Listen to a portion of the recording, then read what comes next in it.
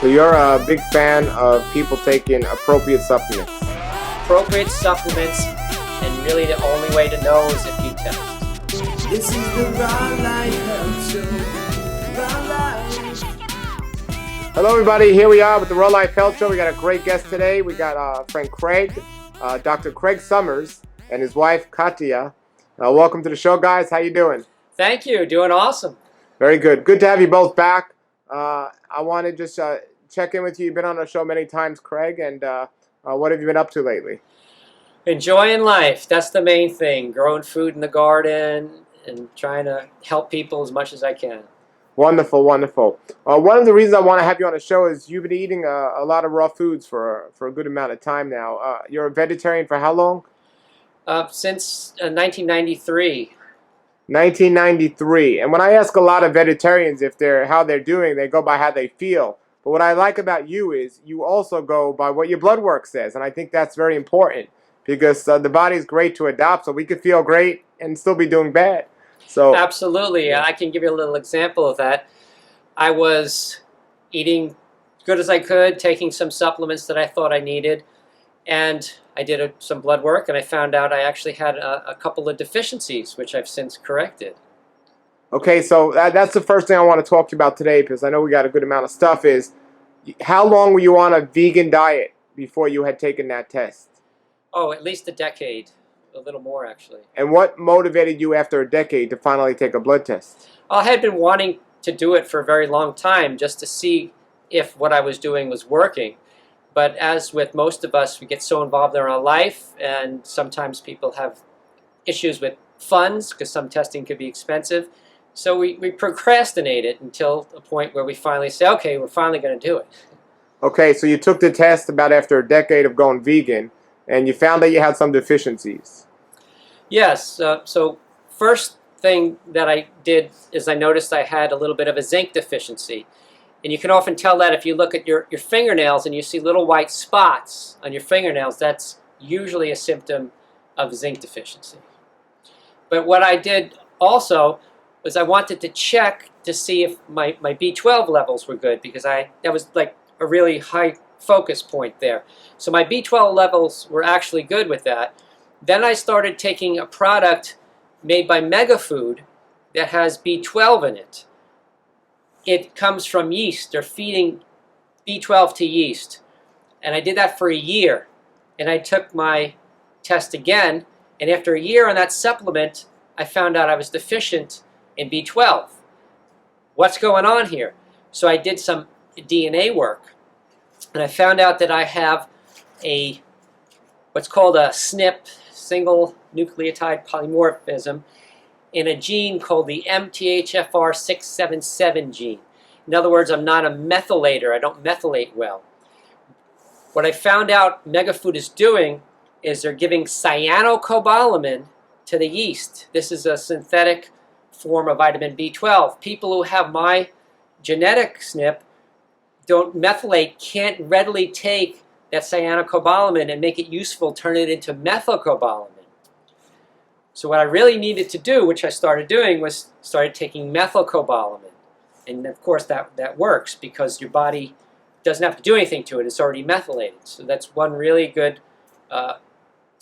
thing that I did for myself.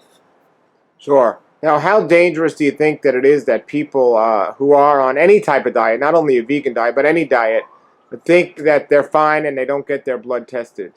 Well, it's actually proven that a larger percentage of people who are meat and dairy eaters are deficient in B12 than vegetarians and vegans.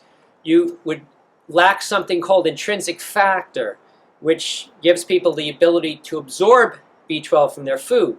As a person gets older, their hydrochloric acid levels in their stomach become lower and lower, where they can't actually break their food apart and utilize nutrients in their food. So many people, take my mom for instance, she was eating meat and eggs, things that have B12. We did her blood work and she was deficient in B12. She had low stomach acid. So you could either take a hydrochloric acid supplement for that particular thing so you can start absorbing your B12, or you can take a methylcobalamin supplement like a sublingual hydroxycobalamin, just to make sure that you're getting your B12. Why is it a common myth that only vegans get B12 deficiency? Well, we have a lot of white flour, white sugar vegans who don't eat vegetables. So they're unhealthy to start with because they're not eating enough vegetables. And doctors love to pick on those type of people. So, you know, there's a lot of prejudices out there and misconceptions.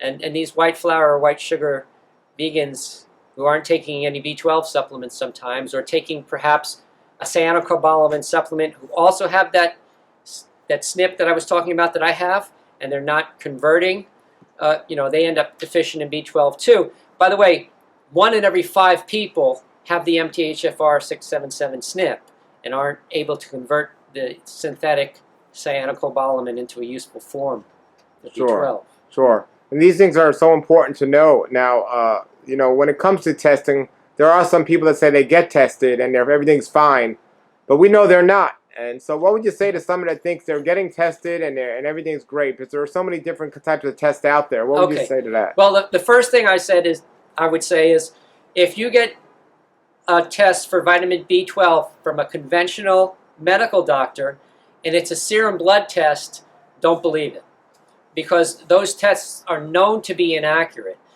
The tests that work, the first one I'll tell you about is methylmalonic acid, MMA, which is taken in the urine. And conventional doctors can give you that. However, if they've graduated a long time ago, they're not too into the newest science, they're not going to know about the methylmalonic acid. And there's also a test from SpectraCell that looks inside white blood cells. And that correlates very well with the MMA test. But the conventional test that a medical doctor will give you that looks into the serum will not work for B12. It will also not work for magnesium. So be very careful with that. Sure. All right, I just want to let everybody know that testing is important and they got to find the right test. Dr. Summers, if people want to contact you to find out more or even get some of these tests, what's the best place they can find you? My website is rawfoodsbible.com, and that's plural. And I also have a YouTube channel just under my name, Craig Summers. Great. Now, you wanted our guest here on the show today because you wanted to talk about a situation. So tell us about your situation here, because you have a story about how blood tests have helped you. Yes, so I have been having white spots on my nails, and I've also been having trouble with my vision. I was wearing glasses since I was about 20 years old, and we did a blood test, and even before we did this test, Craig already thought that I might have a vitamin A deficiency. And in this blood test, it actually turned out to be true. I was low in vitamin A and zinc at the same time. And so we started taking he recommended a good zinc supplement for me. And I started taking it, and the white spots disappeared on my nails. And I've been taking vitamin A, a good supplement as well. And I believe that my vision has improved since. Oh, there's another part to the story. So besides the test for the vitamin deficiency and the zinc deficiency, we did another test, DNA test. It's from 23andMe.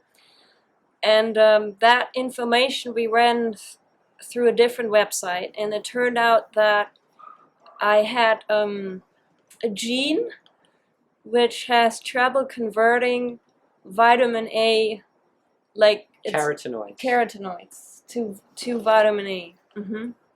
And so that we assume that it could be part of the reason why I didn't actually absorb enough vitamin A, because my body wasn't really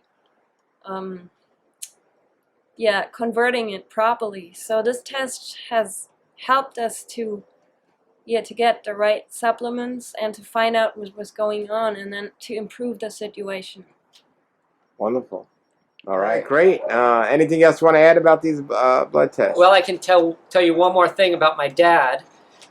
When my mom had her 80th birthday party, my dad was supposed to bring her over. It was a surprise party, and he forgot. My sister had talked to him that morning, and when all these people were waiting at my sister's house, my dad's in the garage doing some work. My sister calls up, where are you? Oh, I forgot. We ran a blood test after that, and he was deficient in serine. So we got him on a phosphatidylserine supplement, which, by the way, the FDA actually allows people who sell phosphatidylserine to put a label on there that says it helps with brain function. So, for an FDA to actually allow a label like that, there's got to be a lot of science behind it. Anyway, we got him on the serine supplement because of the blood work, and his memory improved significantly. And he was in his middle 80s at that point. So you're a big fan of people taking appropriate supplements. Appropriate supplements, and really the only way to know is if you test. Very good, very good. All right, well, thanks, guys, for being on the show. Everybody contact Dr. Craig Summers at his website, and I'll put it below the video here. And thank you, guys, and have a great day and a great world life. Nature's wealth, good for your health. This is the Raw Life Health Show. Raw Life, brighten up your life.